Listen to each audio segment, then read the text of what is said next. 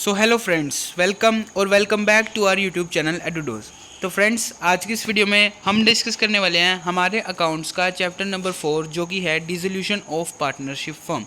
Hopefully आपने जो हमारी पार्टनरशिप है उसके फर्स्ट, सेकंड और थर्ड चैप्टर्स के माइंड मैप्स देख लिए होंगे, साथ ही साथ उतार लिए होंगे अपनी कॉपी पे। तो अब हम पढ़ने वाले हैं नेक्स्ट हमारा चैप्टर। ये चैप्टर बहुत ही इजी चैप्टर है अगर इसे देखा जाए। एक बार इसके कंसेप्ट हमें ध्यान से समझने हैं, उसके बाद इससे इजी और स्कोरिंग चैप्टर पूरे अकाउंट्स में कोई नहीं है। तो इसको ध्यान से करना। साथ ही साथ अगर आपको एक बार इसके कंसेप्ट समझ में आ गए तो इसके जो भी क्वेश्चंस होंगे वो आपसे फटाफट बनेंगे। तो नेक्स्ट अब हम शुरू करते हैं डिसोल्यूशन के बारे में। सबसे पहले जितने भी अभी हमने चैप्टर्स पढ़े हैं, फर्स्ट, सेकंड और थर्ड चैप्टर, उसके अंदर सबसे पहले हमने बेसिक्स पढ़ लिए। सेकंड में हमने प्रॉफिट शेयरिंग रेशियो में चेंज देखा कि कैसे चेंज आएगा प्रॉफिट शेयरिंग रेशियो में। और थर्ड चैप्टर में हमने पढ़ा एडमिशन क्या होएगा, एडमिशन कैसे होएगा, क्या क्या चेंजेस आएंगे एडमिशन के टाइम पे। तो ये सब होता है रिकंस्टिट्यूशन ऑफ पार्टनरशिप फर्म। मतलब हमने पार्टनरशिप फर्म को ख़त्म नहीं किया है, बल्कि पुराने एग्रीमेंट को बंद करके एक नया एग्रीमेंट बना लिया है। तो ये होता है reconstitution of partnership firm. But यहाँ पे हम पढ़ रहे हैं डिसोल्यूशन ऑफ पार्टनरशिप फर्म। तो ऑब्वियस सी बात है कि रिकंस्टिट्यूशन और डिसोल्यूशन में कुछ तो डिफरेंस होएगा। तो रिकंस्टिट्यूशन में क्या होता है कि हमने पुराना पार्टनरशिप एग्रीमेंट बंद कर दिया और नया एग्रीमेंट शुरू कर दिया। जबकि डिसोल्यूशन ऑफ पार्टनरशिप फर्म में क्या होता है, जो हम पार्टनरशिप फर्म कंटिन्यू कर रहे थे उस पार्टनरशिप फर्म को ही बंद कर रहे हैं हम। ठीक है, तो वो आता है डिसोल्यूशन ऑफ पार्टनरशिप फर्म के अंदर। अच्छा, एक ना चैप्टर हमारे पास आता है डेथ ऑफ अ पार्टनर या रिटायरमेंट ऑफ अ पार्टनर, दोनों एक ही चैप्टर है। तो वो उसका माइंड मैप भी मैं आपको आने वाली वीडियोस में प्रोवाइड कर दूंगा, तो आप टेंशन ना लेना, वो एक थोड़ा सा स्किप हो गया है पर मैं आपको प्रोवाइड कर दूंगा। तो अब आता है डिसोल्यूशन ऑफ पार्टनरशिप फर्म। सबसे पहले हमारे को पता होना चाहिए कितने टाइप का डिसोल्यूशन हो सकता है या क्या क्या कारण है जिस वजह से हमें डिसोल्यूशन अपनी फर्म को बंद करना पड़ रहा है। सबसे पहला डिसोल्यूशन बाय एग्रीमेंट, जो कि आता है सेक्शन 40 के अंदर। ये थ्योरी के 1 मार्क्स के लिए इंपॉर्टेंट है, इसीलिए मैंने इस माइंड मैप में इसको इंक्लूड किया है। तो डिसोल्यूशन बाय एग्रीमेंट में क्या होता है कि जो भी हमारे पार्टनर्स हैं ना, वो सारे सोच रहे हैं कि अब इस पार्टनरशिप फर्म का कोई फ़ायदा नहीं है, या वो सारे एग्री हैं कि हम इस पार्टनरशिप फर्म को बंद करना चाहते हैं। सबसे सिंपल केस जिसके अंदर सभी मिलके डिसाइड कर रहे हैं कि इस पार्टनरशिप फर्म को और आगे कैरी नहीं करना, इसको यहीं पे डिसॉल्व कर देते हैं। नेक्स्ट हमारे पास आता है कंपल्सरी डिसोल्यूशन। कंपल्सरी डिसोल्यूशन कब होता है, जब कोई भी ऐसा अनफेयर प्रैक्टिस उस पार्टनरशिप फर्म ने किया हो जिस वजह से या तो बिजनेस यूनियंस जितने भी हैं वो उनके साथ ट्रेड ना करना चाहती हो, साथ ही साथ वो ना चाहती हो कि ये पार्टनरशिप फर्म और आगे बिजनेस करे किसी भी टाइप का। तो उस केस में हो सकता है कंपल्सरी डिसोल्यूशन, जो कि आता है सेक्शन 41 के अंदर। नेक्स्ट हमारे पास आता है डिसोल्यूशन अपॉन कंटीजेंसी, जिसके अंदर कोई भी ऐसा अनफेयर इवेंट हो गया, कोई भी अनसर्टेन इवेंट हो गया जिस वजह से हमें उस पार्टनरशिप की डिसोल्यूशन करनी पड़ रही है। नेक्स्ट हमारे पास आता है डिसोल्यूशन बाय नोटिस, जब कोर्ट ने ऑर्डर दे दिया कि डिसोल्यूशन बाय नोटिस में क्या होता है कि ना किसी भी टाइप का ऑर्डर आया उस पार्टनरशिप के पास कि दिस एंड दिस टास्क आप नहीं परफॉर्म करोगे, यदि इतने टाइम पीरियड आपको दिया जाता है, अगर इस टाइम पीरियड में आप इस पुरानी मिस्टेक को सही कर पाए तो ठीक है, नहीं तो आपको अपनी फर्म को डिसॉल्व करना पड़ेगा। नेक्स्ट हमारे पास आता है dissolution by order of court. इसके अंदर कोर्ट ने ही जजमेंट दे दी कि इस पार्टनरशिप फर्म को इन फ्यूचर आगे कैरी नहीं करना है, तो उस केस में भी हमें पार्टनरशिप फर्म को डिसॉल्व करना पड़ेगा। नेक्स्ट हमारे पास आता है रियलाइजेशन एक्सपेंसेस के बारे में। देखो, जब भी डिसोल्यूशन होएगा तो हम एक रियलाइजेशन अकाउंट बनाते हैं, जिसके अंदर हम देखते हैं जो भी हमारे एसेट्स थे, अगर हम उनको बेच दें या उनको बेचने के बाद हम पे कितनी मनी रिकवर हुई, जो भी हमारी लाइबिलिटीज़ थी उनको पे आउट करने में हमारी कितनी मनी स्पेंड हुई, और बाद में जो हमारे पास बैलेंस बचता है, अगर हमारे पास प्रॉफिट आता है तो हम पार्टनर्स को वो डिस्ट्रीब्यूट कर देते हैं, अगर लॉस आता है तो हम पार्टनर से वो लॉस ले लेते हैं। ठीक है, तो रियलाइजेशन अकाउंट में हम ये करते हैं। अब रियलाइजेशन करते समय कुछ एक्सपेंसेस बियर आउट करने पड़ते हैं हमें। वो अलग अलग टाइप के एक्सपेंसेस हो सकते हैं, उनको हम कॉमन नेम दे देते हैं रियलाइजेशन एक्सपेंसेस। हो सकता है वो ट्रांसपोर्टेशन एक्सपेंसेस हो सकता है जिस पार्टनर ने डिसोल्यूशन की प्रोसेस को सारा अंडरटेक किया हो वो कुछ कमीशन या कुछ सैलरी की डिमांड कर रहा हो, तो उसको हम कहते हैं रियलाइजेशन एक्सपेंसेस। ठीक है, देखो रियलाइजेशन एक्सपेंसेस की simple definition, those expenses which are incurred at the time of dissolution of a firm.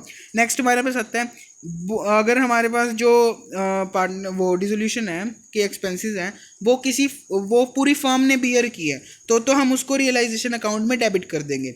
मान लो कि फर्म के पास जो रियलाइजेशन एक्सपेंसेस थे वो 5000 के थे और फर्म ने ही वो पे किए हैं। इसमें ना अलग अलग केसेस होते हैं हमारे पास, हर एक केस की हमारी बुक में जर्नल एंट्रीज गिवन है। तो मैं एडवाइस करूँगा प्लीज़ उन जर्नल एंट्रीज को अच्छे से तैयार कर लेना, क्योंकि वन एडजस्टमेंट तो इस पर्टिकुलर टॉपिक से आनी ही आनी है। ये 100% श्योर है कि इस टॉपिक से एक एडजस्टमेंट तो आएगी।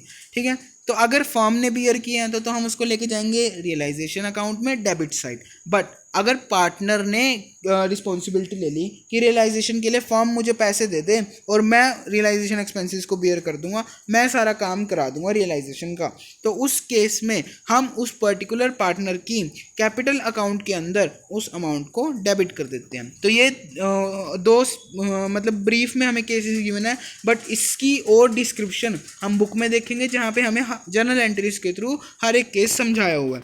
नेक्स्ट हमारे पास आता है कुछ ट्रिक्स जो इस चैप्टर में हमें मस्ट फॉलो करनी है ताकि हम इस चैप्टर की एडजस्टमेंट्स में कंफ्यूज ना आए और वहाँ पे अपने मार्क्स ना खो बैठे।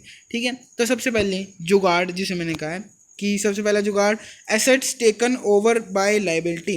मतलब कि कोई लाइबिलिटी थी, मान लो क्रेडिटर्स थे 50,000 के, अब हम उनको मनी पे करने के बजाय क्रेडिटर्स ने कहा कि आपके बिजनेस में कंप्यूटर सिस्टम्स थे, उनकी वर्थ लगभग 56,000 की है मान लो, तो आप वो हमें 50,000 में दे दीजिए, तो आपको हमें कोई मनी पे करने की ज़रूरत नहीं है। हम कहते हैं चलो ठीक है, हम भी पार्टनरशिप वाइंड अप कर रहे हैं, हमारे लिए भी वो किसी काम के नहीं है, हम आपको दे देते हैं 50,000 में। तो हमने क्या किया, लाइबिलिटी को बियर अप करने के लिए एसेट्स दे दिया एक, जिसके थ्रू हमारा क्या हुआ कि एसेट्स चला गया और लाइबिलिटी हमारी रिड्यूस होगी। तो इसकी हमें कोई जर्नल एंट्री करने की ज़रूरत नहीं है, और गलती से भी ऐसे किसी केस की जर्नल एंट्री मत कराना, नहीं तो हमारा सारा क्वेश्चन अनमैच हो जाएगा और डिसबैलेंस हो जाएगा सारा क्वेश्चन, जिस वजह से हमारा क्वेश्चन सही नहीं हो पाएगा। नेक्स्ट आता है, अगर गुडविल की यहाँ पे बात करें, बाकी चैप्टर्स में हम गुडविल का कुछ ना कुछ अलग ट्रीटमेंट पढ़ रहे थे, पर डिसोल्यूशन के केस में गुडविल का भी सेम ट्रीटमेंट होएगा जो कि बाकी एसेट्स का होता है। हम ये मान के चलते हैं कि गुडविल के बदले में भी हमें कोई भी दूसरी फर्म कैश पे कर देगी या अमाउंट पे कर देगी। थर्ड, जो भी रिजर्व्स पड़े होंगे हमारे बिजनेस के पास, जैसे वर्कमैन कंपनसेशन रिजर्व, आईएफआर हो गया, सिंपल जर्नल रिजर्व हो गया, ये सब रिजर्व्स हम पार्टनर्स के बीच में डिस्ट्रीब्यूट कर देंगे, क्योंकि फ्यूचर में तो हम बिजनेस करने वाले हैं नहीं, तो ये सारे रिजर्व्स हम डिस्ट्रीब्यूट कर देंगे पार्टनर्स के बीच में। नेक्स्ट हमारे पास आता है फोर्थ ट्रिक जो कि हमें करनी है। मान लो एसेट्स जो हैं वो गुड वैल्यूज़ पे हमने ट्रांसफ़र कर दी, किसी भी हमारे जो रियलाइजेशन अकाउंट था उसके अंदर एसेट की बुक में वैल्यू है 50,000, मान लो वो बिका हमारा 40,000 का, तो हम उसको 40,000 से वहाँ पे रियलाइजेशन अकाउंट में डेबिट कर देंगे कैश में। ठीक है, बट अगर लाइबिलिटी की हम यहाँ पे बात करें, जो भी हमारी लाइबिलिटीज़ हैं, अगर 30,000 के क्रेडिटर्स है मान लो, हमें क्वेश्चन में कोई इन्फॉर्मेशन नहीं गिवन कि 30,000 के क्रेडिटर्स को हमने कैसे पे ऑफ किया या क्या हमने प्रोसीजर उसके लिए लिया, तो हम ये एज्यूम करके चलेंगे कि 30,000 के क्रेडिटर्स के लिए हमने पूरे पैसे पे किए। अगर कोई एसेट रह जाता है जिसकी हमें रियलाइजेशन की अमाउंट नहीं गिवन या उसके बारे में कुछ इन्फॉर्मेशन नहीं गिवन, तो हम मानेंगे उस एसेट की हमें कोई भी पे बैक वैल्यू नहीं मिली है, वो assets as it is ideal पड़ा रह गया। बट अगर लाइबिलिटी आइडियल रह जाती है तो हम ये मान के चलेंगे कि उस लाइबिलिटी की पूरी पेमेंट हमारी फर्म ने की होगी। तो इसमें सबसे पहले ये बात हमें पता होनी चाहिए। लाइबिलिटी साइड में हम ना जब जो भी रियलाइजेशन अकाउंट बनाते हैं उसमें जो प्रोविज़न होता है, जैसे प्रोविज़न फॉर डाउटफुल डेट्स, उनको हम डेबिट साइड लिख देते हैं, जो अपोजिट साइड लिख देते हैं, सॉरी क्रेडिट साइड लिख देते हैं उनको हम। तो इसका क्या मतलब है, हमने उनको क्रेडिट साइड क्यों लिखा? इससे हम बताना चाहते हैं कि उस प्रोविज़न की हमें कोई पेमेंट नहीं करनी है, बट फिर भी वो क्रेडिट बैलेंस कैरी आउट करता है, इसीलिए रियलाइजेशन अकाउंट में हमने क्रेडिट बैलेंस लिया है। मान लो प्रोविज़न हमने लिया है क्रेडिट बैलेंस में, अब हमें प्रोविज़न के बारे में कोई भी इन्फॉर्मेशन गिवन नहीं है, तो हम ना तो उनको पार्टनर्स के बीच में डिस्ट्रीब्यूट करेंगे, ना ही ये मान के चलेंगे कि 12,000 का प्रोविज़न है तो हमने 12,000 पे किए होंगे तो उसको कैश से डेबिट कर दो। ऐसा नहीं करना हमें बिल्कुल भी। हम ये मान के चलेंगे कि ये प्रोविज़न का क्रेडिट बैलेंस था, इसीलिए हमने क्रेडिट साइड पे इसे लिखा है, बस, इससे ज़्यादा इसका कोई भी रोल यहाँ पे नहीं है। तो ये थी हमारा जो चैप्टर था dissolution of partnership firm. Hopefully आपको ये वीडियो पसंद आई होगी, ये माइंड मैप आपको अच्छा लगा होगा। कमेंट करके मुझे अपने रिव्यू बताना ज़रूर मत भूलना, मतलब ठीक है, और साथ ही साथ इस वीडियो को लाइक कर देना। Thank you very much.